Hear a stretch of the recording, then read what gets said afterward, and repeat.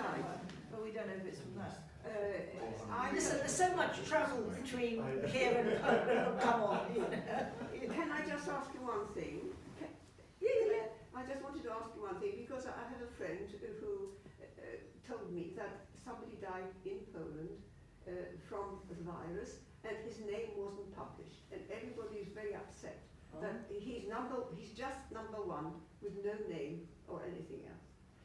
If something like that happens, does one publish the name so that all the neighbours can panic and worry, or just say you've had number one? So you're not allowed to publish the names of people. You know, the super spreader GP, he made himself available because he said, look, I'm fine, there's nothing wrong with me, if you remember. I think that was more of a public to say, look, don't be afraid of this. But this is what the contact tracing, this people, you know, we've got 9 regional areas in England and Scotland and Wales. These are units that are trained for this pandemic thing, and they are the ones who will go in and look for the contacts. You know, we're not allowed to publish names unless the person themselves says it's me. You know, but they have to, the contacts should have been traced of that person as much as you can. I think the underground's the best breeding place for coronavirus. There was a woman in Hazelmere who was complaining that they didn't let the people in Hazelmere know who it was. Yeah. Same principle? Well, you can't then. What's for confidentiality, can you? I think, no, you can't. I think, you know, I think that person has to say who they've come into contact with. Right. That's the way you do it. You can't make it public. You trace the same way you trace the TB or the same way you trace Yes. Should we go to the back? Yes, and then it will come forward. Me? Yes. Yes. Round back. Round back? Me? Yes. Ladies first. Yes, okay. This is from a paediatrician's point of view and completely different to COVID-19. But if we have an increasing population of survivors of extreme prematurity with bronchopulmonary dysplasia and more and more IUGR babies who really won't have that many alveoli, essentially, we're keeping you in business, aren't we? Yeah, we are probably, as well as there's vaping, of course, keeping us. Yeah. Can I say, I think this is really interesting. As you know, there are long-term follow-up studies of kids with bronchopulmonary dysplasia, where they get a bit of a fibrotic, don't they, change in their airways, which is actually slightly different. They'll have a completely different phenotype of disease, I would have thought, than COPD, which is mainly an airway and emphysematous condition. So it'd be very interesting. But certainly, we got data, second follow-up paper we did in the cohort, we showed that if you started low, but you didn't smoke, you actually had catch-up. So there is catch-up, of course, but whether the bronchopulmonary dysplasia kids get catch-up, I think is unlikely. What do you think? And you know, and if I'm an endocrinologist, so looking at things like 10% of SGA babies won't catch up, 10-15% won't catch up in height, so presumably their lungs will also be affected following that train of thought. So that would be another cohort with another pathology, which would probably be more inclined to your cohort. The lungs are very environmentally affected, which is interesting, you know, and starting from birth, you know, there's data in Tucson, they're doing long-term follow-ups of kids or babies, and I think they're now people they're in their 30s or early 40s, and they show this, if you start low, you end up low. Yes, over there, and then come round here. Yes, I did my house job with John Moxon and King's, so we had a lot of COPD. And I remember at the time there was a lot of interest in exercise thing, particularly measuring skeletal muscle. So I'm interested in the graphs you showed.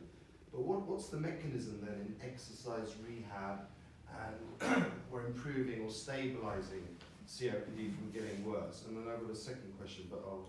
Let me answer that. I'm going to answer it very quickly, in that you're desensitising to the effects of dyspnea. There is probably also an element of inspiratory muscle training, but that's been much more controversial to prove. But there's no suggestion that we actually improve improve skeletal muscle function. That's been much more difficult to prove. You are probably you're actually desensitizing patients to the effects of dyspnea, rather than, people have looked at muscles on muscle biopsies, and you can see that there's a reduction in fibres, but it's difficult to show that you improve after a course of rehab. That's what John Moxon and Mike Polkin, all those people used to spend all their time doing. They're now doing other things because they're doing that. Next question. Okay, the second one is, so as an oncologist, I treat patients with thoracic cancers with the checkpoint drugs, PD-1, PD-L1 inhibitors, CTLA-4. And there's certainly patients in there that I'm treating with who have COPD or emphysema, but I was just wondering if you're aware of any data that those immunomodulators have any beneficial effects or detrimental. Obviously they can cause pneumonitis, you have to watch those patients, and that's not insignificant, but particularly on the COPD side. It's interesting, they've not been tried. A number of drugs have been tried, particularly anti-neutrophil drugs have been tried, and people end up with infections. That's the problem. This is why I think people tried biologics in COPD, they didn't work. Anti-TSLP may work. It's a fairly downstream mediator. So there's a few things that may have an effect, but I think checkpoint inhibitors would cause infections. I think that's the major problem in COPD, because these new drugs will be added to existing triple therapy, inhaled therapy in more severe patients, and more severe patients are more prone to get infections. So that's made it very difficult for new drugs. Now, roflumilast was great because it does not increase infections. I suppose leading on from that, are there any biomarkers, anything that predict whether or not patient A versus patient B will develop more severe COPD, other than obviously the viruses, etc.? Well, people spend years looking for this, and the answer is there's some genetic markers. If you then go and validate another cohort, you don't see it. I'm afraid you're stuck with clinical history. We spent years looking for biomarkers.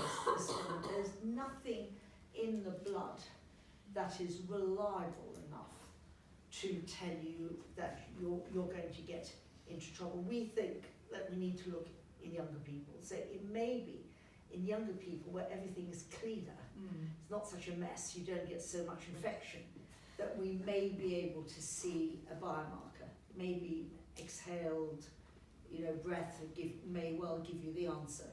But at the moment, we have to go on history.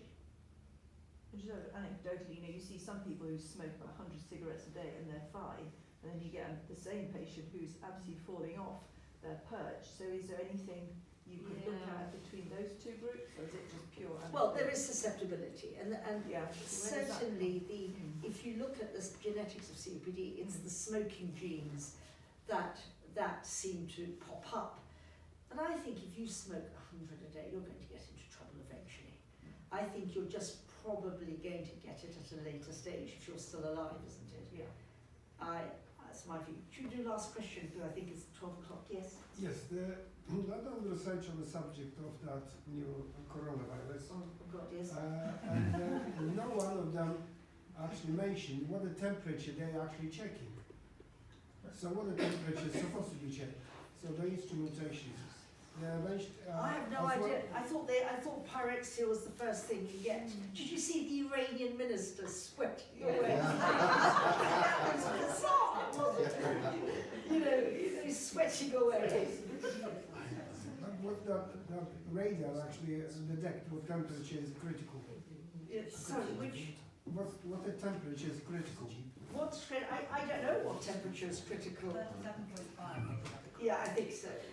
I think you take more, but these, in the papers we've seen, they're all above 38, 38.7, 39. Fever seems to be first, then they get a cough. I've read so many papers on this because we've been sent 100 papers from the Chinese, and we've rejected 99 of them so far.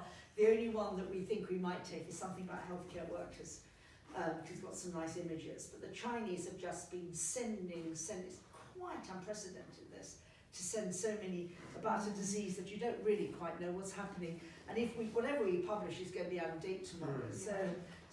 But I've read a lot. I'm going to be continuing today reading more papers. So that seems to what happens is fever. It's very much like flu, very similar. All right? Yeah. Do you have